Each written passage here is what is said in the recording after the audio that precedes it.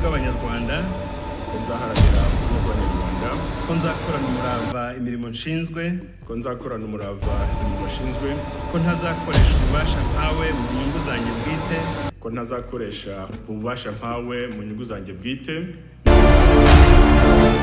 Umureke inkuru yacu tuyitangire mu itangazo risomeka neza kandi ryumvikana ryaturutse mu biro by'umukuru w'igihugu Village Urugwiro ku mugoroba wo ku ya 13 Kanama 2024 ryasomwe kuri radio ndetse na televiziyo y'u Rwanda ryamenyesheje abanyarwanda ko Perezida w'u Rwanda Paul Kagame yongeye kugira icyizere nyakubahwa Dr Edouard Ngirente akamugira Minisitiri w'Intebe. Itangazo ryagiraga riti ashingiye ku biteganywa n'itegeko nshinga rya Repubulika y'u Rwanda cyane cyane mu ngingo yaryo y'116 none ku ya 12 Kanama 2024 nyakubahwa Perezida wa Repubulika yashyizeho Minisitiri w'Intebe nyakubahwa Dr Edouard Ngirente bikoreye i Kigali ku ya 13 Kanama 2024.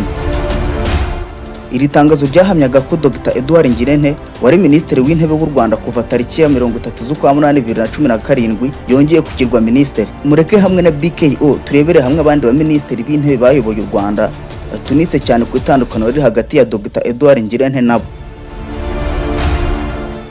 Muri make wabaye kuri uyu mwanya wa mbere mu Rwanda ni Kayibanda Geregwari wawubayeho kuva mu mwaka w'1960 kugeza mu mwaka w'1961 amaze kuba perezida yahise anawukuraho kugeza wongeye gusubizwaho na Habyarimana Juvenal mu mwaka w'1991 ubwo yashyiragaho Sylvestre Nsanzimana mu mwaka w'1991. Ibi ntibyatinze na gato kuko byahinduwe nyuma y'akanya gato kadatinze.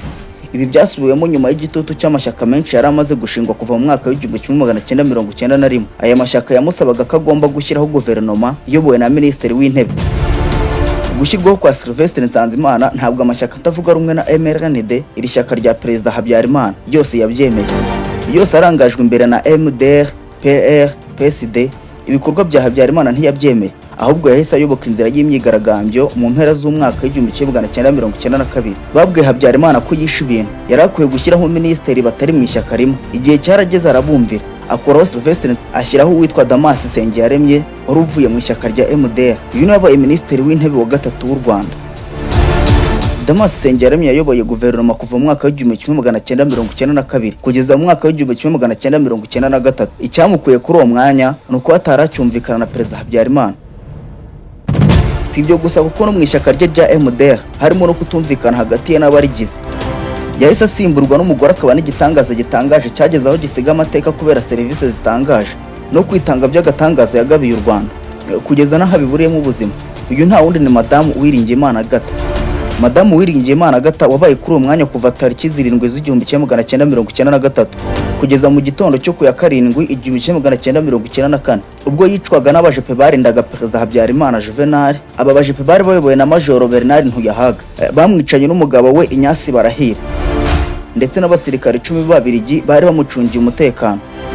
Madamu Uwiringiyimana Agatha bamwishe bamuziza ko atarashyigikiye umugambi wo gukora jenoside yakorewe Abatutsi 1994.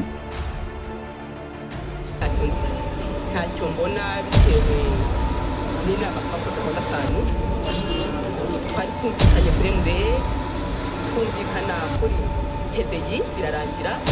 Ikibazo cya sedero turavuga tuti uko bizumvikana kose ntabwo tugomba kubuza inzego kujyaho.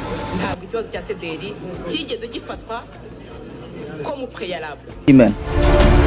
Abajenosideri bayobowe na Toneste Bagosora aba nabo bahise batora uwitwa Jean Kambanda wakomokaga mu ishyaka rya MDR mu gihe cya Hutu Power ubwo yari MDR Power bamugira Minisitiri w'Intebe wa gatanu w'u Rwanda. Uyu Minisitiri wa gatanu w'u Rwanda ari nawe wayoboye guverinoma y'isi y'abatabazi. Iyi yakomeje gukora jenoside ndetse ikanashyira mu bikorwa jenoside yakorewe Abatutsi. Ugomba kumenya kwirwanaho.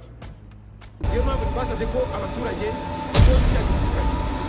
bakashira ubwoba bakubita isasu n'ubundi imbunda ntikomeze kuba iy'umusirikare gusa ngo n'uyibona kuko umutima yego uriya ntabwo imbunda baraza nawe ukaba baraza kuba ufite yawe nanjye mba gifite. Barabashushubikanyije barahunga. Bamwe bahungira muri Repubulika ya Demokarasi ya Kongo iki gihe yari kiri Zaire, abandi bagenda bahungira ahandi hantu hatandukanye. Jean Kambanda yakoresheje uko ashoboye arihisha mu buryo butandukanye. Gusa ibi ntibyatinze kuko yaje gufatwa. Uyu yaje gufatwa mu gikorwa cyakorewe i Nairobi mu gihugu cya Kenya mu kiswe Operation Nagi yabaye tariki ya 8 z'ukwa 7 1997. Tariki ya 4 z'ukwa 9